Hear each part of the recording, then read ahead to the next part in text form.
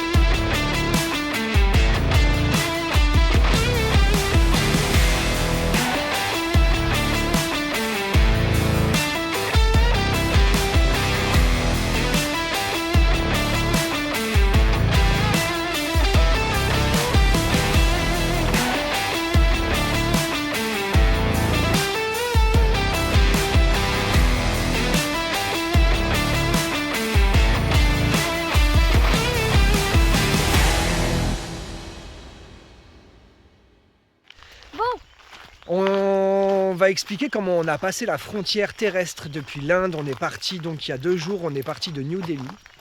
Enfin je dis 2 jours, non, on est parti hier. De New Delhi, on a donc pris un train pour Tanakpur. Le terminus c'était Tanakpur, on s'est arrêté la station d'avant, très exactement à Bambassa. Un train qui a quand même mis à peu près 10 heures, même plus parce qu'il y a eu du retard. Un peu plus de 10 heures. À Bambassa, on est descendu, c'est un tout petit village proche de la frontière avec le Népal. On s'est demandé comment ça allait se passer. En fait, très simplement, il y a un gars qui a couru sur le quai et qui nous a dit « Taxi, tuk-tuk ?»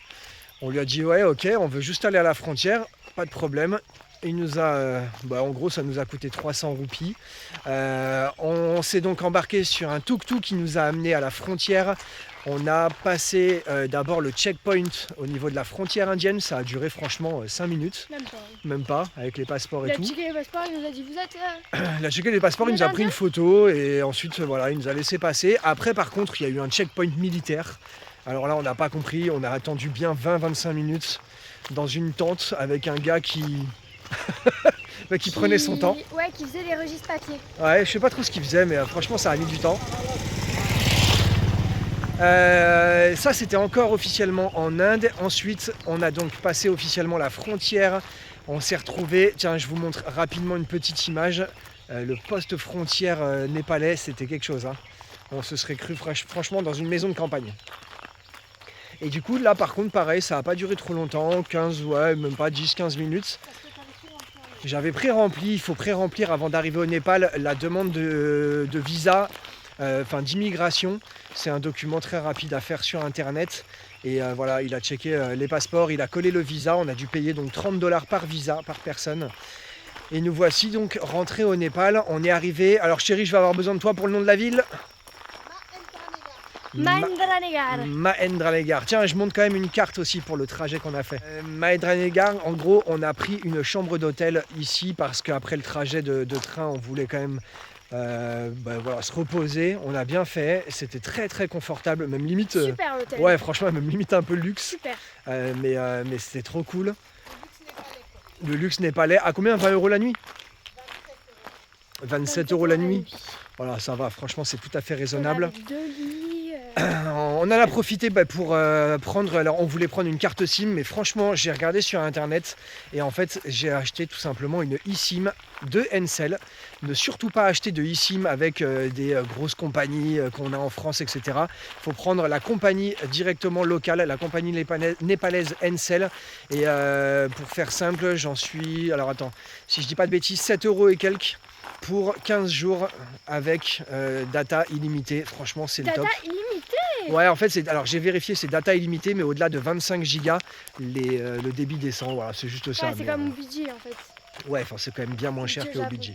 Et puis, bah voilà, hein, le lendemain matin, donc ce matin, nous avons de nouveau pris un transport. Et alors là, franchement, c'était assez comique. On a pris un bus local pour nous rendre. Comique. Ouais, c'était chaotique quand même. On a pris 2 bus locaux. Pour nous rendre donc au parc national de Bardia. On va expliquer après ce qu'on y fait. Mais le bus, tiens voilà, pareil, je montre une image là et franchement c'est pas du tout exagéré. C'est vraiment, je joue pas avec mon téléphone, hein, ce sont les secousses qu'il y avait dans le bus, on était à l'arrière. Par contre, on avait l'impression de sauter Il y sur a un des cheval. moments, ah ouais, il y a des moments où on Je fais de volait. Hein. l'équitation et je peux vous dire que ça ressemblait à de la voltige. Non franchement il y a des moments où on volait quoi. Combien de temps de bus? Je sais même plus. Ouais, 4h30. Il s'arrêtait très souvent et d'ailleurs c'est très marrant, ça nous a fait penser ouais, un peu au Vietnam. En fait, ça crie, c'est-à-dire que tu as un gars, donc tu as le chauffeur, mais tu as aussi un gars qui est à l'intérieur du bus et qui crie sur les gens au bord de route, qui dit on va à tel endroit, est-ce que les gens veulent monter, oui ou non? Et puis voilà, ça monte, ça descend dans tous les sens. On a donc changé de bus en cours de route et nous voilà donc arrivés au parc national de Bardia. Que le premier bus, on était très serré. Parce qu'on était genre, il devait avoir 4 places sur la banquette arrière, on était 5. Ouais, avec un et petit... par contre, le deuxième bus qu'on a pris, on était beaucoup moins. Beaucoup moins. Et on a eu 3 places à l'arrière, on était très espacés. Alors, la conduite, elle n'est pas très sportive. Non, mais c'est l'état des routes qui n'est pas forcément très bonne. L'état des routes n'est pas très bonne, du coup, ça nous faisait un peu des sauts au premier bus. Et au deuxième bus, j'ai trouvé qu'il conduisait vachement plus cool. Ah ouais, je trouve qu'il... J'ai trouvé que les 2 bus étaient identiques, mais bon, c'est pas grave, après, chacun son ressenti. Ouais, en tout cas, nous sommes bien arrivés donc, au parc national de Bardia. Lina, qu'est-ce qu'on va y faire dans ce parc? Alors normalement, on peut voir tigres, rhinocéros, léopards, éléphants. On peut faire, surtout parce qu'on a choisi ce lodge-là, mais on peut faire safari en jeep, safari à pied et safari rafting. Mais comme on n'est pas du tout en période de la mousson, je pense qu'il n'y aura pas de safari rafting. Alors c'est même pas je pense, hein, on a donc discuté avec Anil qui est le propriétaire. Qui parle français parce qu'il a vécu une dizaine d'années en France. D'ailleurs il connaît très bien Grenoble mais aussi Montpellier, c'était très cool. Alors Montpellier, Sète, la Grande Motte, il nous a sorti c'est très marrant. Et du coup non, il n'y aura pas de rafting tout simplement parce que c'est trop sec, on est vraiment là à la saison sèche. Donc pas de rafting, uniquement du safari en jeep. C'est ce qu'on va donc faire demain matin. C'est vrai? Ouais, et après sur les 4 jours en gros on va faire un safari en jeep et 2 safaris à pied. Et il y aura une journée repos, on va voir un peu comment on va organiser ça. Mais voilà, du coup je vais vous laisser directement avec des images. On part dès demain matin très tôt. Je pense que je vais pas parler pendant la journée, on va vraiment se faire ce petit safari, sachant qu'on le fait également avec un couple de jeunes français, Johan et Marianne, qu'on a rencontrés également donc, dans ce lodge. Et voilà, on va se faire le safari en jeep à 5.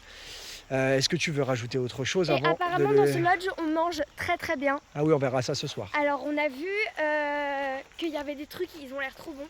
Et la spécialité ici c'est les momos. Et j'ai trop envie de tester parce que ça ressemble à des dumplings. Et j'ai trop hâte de tester. Ouais, exact, on va voir ça. Oui, bon. on vous en aviez pris dans l'hôtel à Mendrinagar. Dans l'hôtel chez Tanière, c'est ça.